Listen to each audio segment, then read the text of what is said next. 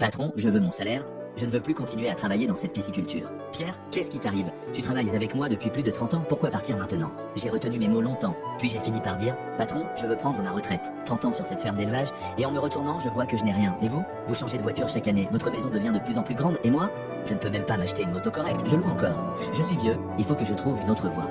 Peut-être pourrais-je enfin accomplir quelque chose. Le patron est resté stupéfait, le visage assombri. Je te comprends, mon ami. Tu es l'homme en qui j'ai le plus confiance, la colonne vertébrale de toute la ferme. Ça me fait mal de t'entendre dire ça. Mais puisque tu as décidé, je te réglerai tout ce qui t'est dû. Puis son ton a changé.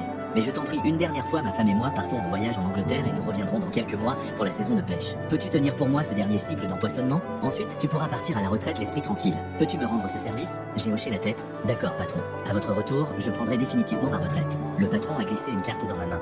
Voici les consignes. Et la carte de l'entreprise. Je veux le meilleur, la meilleure alimentation, les meilleurs alevins. Ne m'épargne pas l'argent, cette carte est sans limite. Achète autant que tu veux. Je veux que ce cycle d'empoisonnement soit le plus spectaculaire de l'histoire de notre ferme. Pierre, vas-tu me décevoir? Non, patron, je ferai exactement comme vous dites. Après le départ du patron, les jours sont passés. Jusqu'à ce jour-là où un collègue s'est approché, les yeux brillants de convoitise. Eh Pierre, tu as bien la carte sans plafond, hein? Écoute, on achète l'aliment le moins cher, les alevins les moins chers, et on garde la différence pour nous. L'an dernier, la bonne qualité c'était 2 millions. Le bon marché, 400 000 et c'est plié. Frère, c'est pas des broutilles, c'est l'occasion de se refaire, tu piges? L'air est devenu soudainement mort. Je me suis tu longtemps, si longtemps que son sourire s'est figé. Puis j'ai levé la tête, et mot après mot, mes parents m'ont appris une chose, ne touche pas à ce qui ne t'appartient pas même si personne ne regarde, je ferai ce qui est juste. Il a changé de visage d'un coup, comme si on avait allumé une mèche. Très bien, alors fais-le tout seul. Je pointe et je vais dormir. Il a claqué la porte en jurant. Je l'ai regardé s'éloigner et j'ai poussé un long soupir. Ce n'est pas grave.